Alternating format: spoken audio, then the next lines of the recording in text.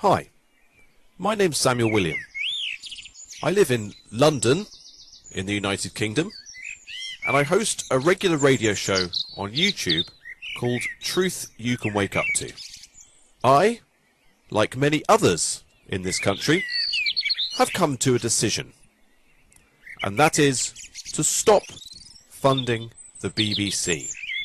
That means no longer paying the TV licence. Now I say lots of other people, well, who are they? Are they militant fundamentalists? Hell-bent on disrupting the country? No. Do they have a criminal mentality? No. These are ordinary people. Teachers, nurses, office workers, parents, grandparents, students, and even media professionals. I mean, we have an aggressive culture. You two work for the BBC. I worked for the BBC for 30 years.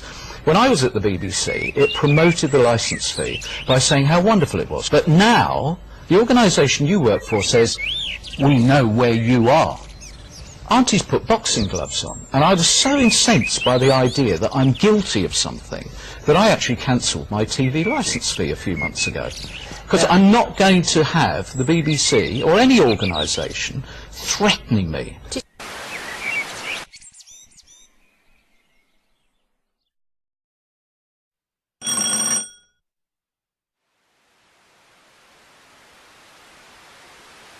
So are the BBC really threatening people? Well, let's take a look at one of their nationwide broadcasts.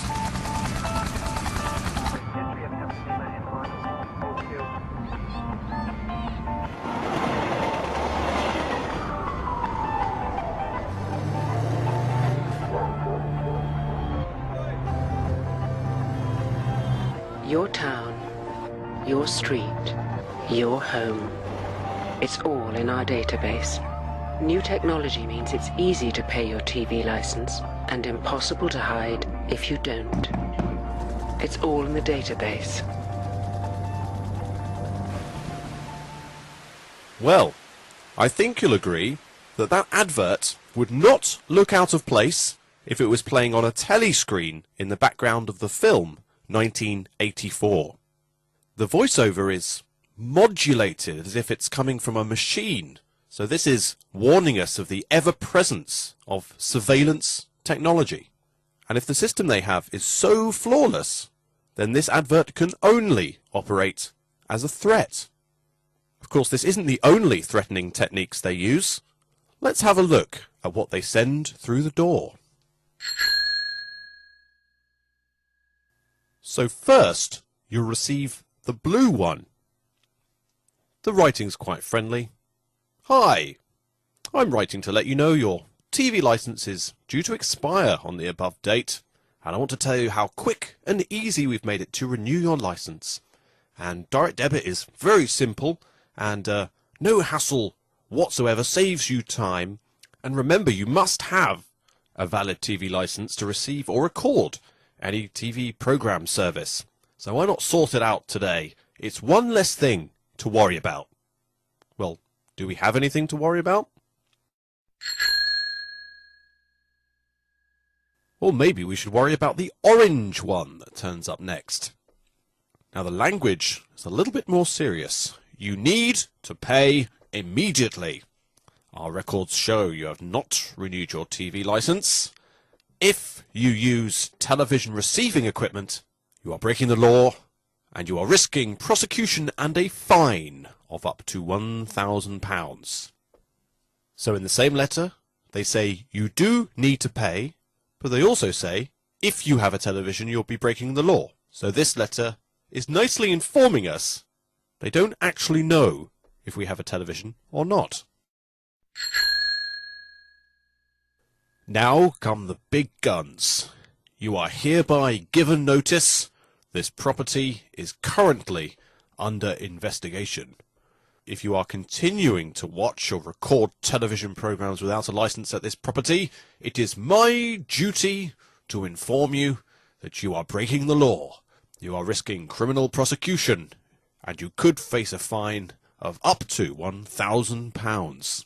Your case has been referred to our investigations unit.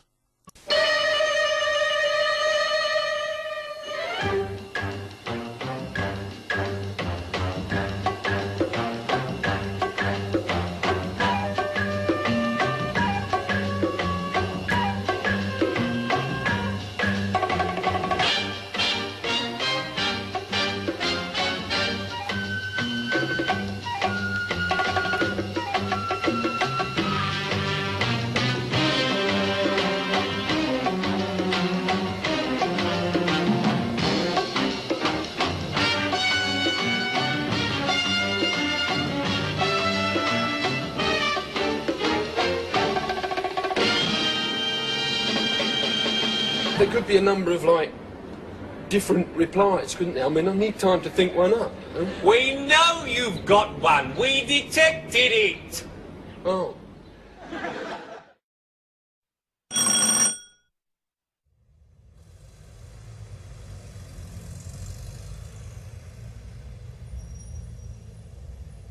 So let's first consider the spectre of the TV detector van. Now, these vans are shrouded in mystery. The BBC will not release any information about the technology that is used.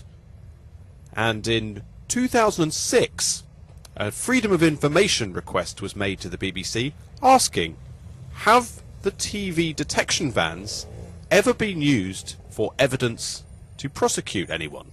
The reply came back, no. TV detector evidence has never been used in court. Another Freedom of Information request went in 2009. This question was, do the detector vans actually exist? And how many detector vans do TV licensing use? The BBC responded by saying, yes, the detector vans exist, but then refused to divulge how many there were. Now, after this, a complaint was put to the Commissioner about the BBC's reluctance to divulge information, and this response was received. The Commissioner recognises the importance the BBC places on the public perception of the use of detector vans, and he also recognises that disclosure of this information would change this perception. The BBC in 2010 actually stated themselves that the public perception of detector vans has always been a very cost-effective way of enforcing the TV licence. The public perception is cost-effective because they don't have to spend money on the real things. You can, however, expect a visit from the TV licensing enforcement team. Now, contrary to popular opinion, the BBC is not a publicly owned nationalised asset company. You can in fact go on any Companies House website and you'll find the BBC listed as private limited with share capital, meaning they make profit for their shareholders.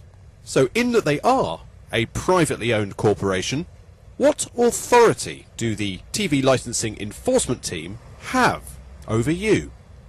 The answer? Well, none, actually. The only role they have to fulfill is to get your name.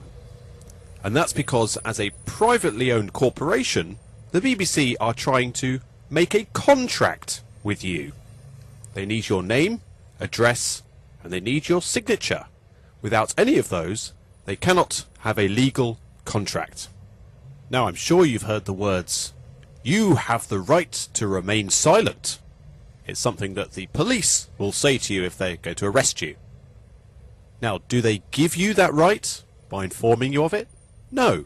Of course, we always have the right to remain silent. And your right to remain silent essentially means you have the right to abstain from entering into any contract if you wish to. But of course the enforcement team from TV licensing don't really care about your rights. They just want your name. So 111. Who are you? Well, the reason why I'm asking is that I'm calling for TV licenses. Yeah. Okay. Yeah? Okay. Do you have a TV license at an alien address? Am I obliged to talk to you? Only if you want to, sir. I have no need for a television licence. Why is that?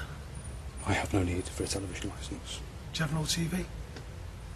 I'm not obliged to speak to you. Okay, well, let's give your name and telephone number and get somebody from the office to speak to you. Am I obliged to do that? Only if you want to, sir. No, thank you. Okay, thanks for your help. Okay. Bye-bye. Bye.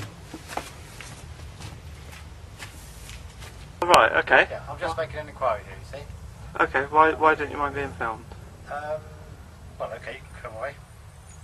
My name's Ray Cox, I'm from the TV licensing. Okay. Okay. I'm Thank just you. making an inquiry here. Okay. I'm here to have a TV license set up. I wonder if you can tell me what the situation is, please. I don't wish to divulge any information to you right this minute. Alright, thank you. Thank you very much. Bye-bye.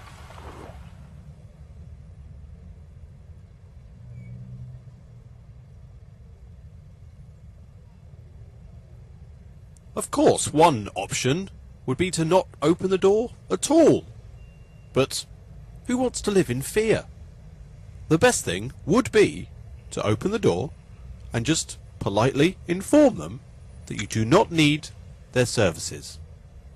Now, are we getting away with something by doing this, by evading the TV licensing? Well, no. As I hope I've demonstrated in this film, it's my belief that the BBC are guilty of certain crimes. Mostly fraud by misrepresentation. They essentially lie and then gain a profit from that lie.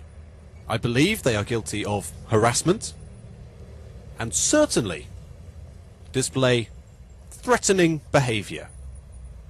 It is also a crime to fund a criminal organisation. So by withholding funds, we are protecting ourselves. But if the worst were to happen, and you happen to find yourself in court, what defence could you possibly have? Well, any case against you would be instantly thrown out once you point out what it says in our Bill of Rights from 1689, which is possibly the most powerful law in the country. It says that all grants and promises of fines of particular persons before conviction are illegal and void.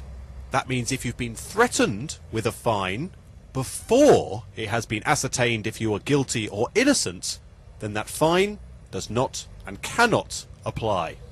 So if the worst penalty for not paying your TV licence is a £1,000 fine, and that fine can never be enforced because it was promised under illegal circumstances, then there can really only be one question. When are you going to assert your freedom?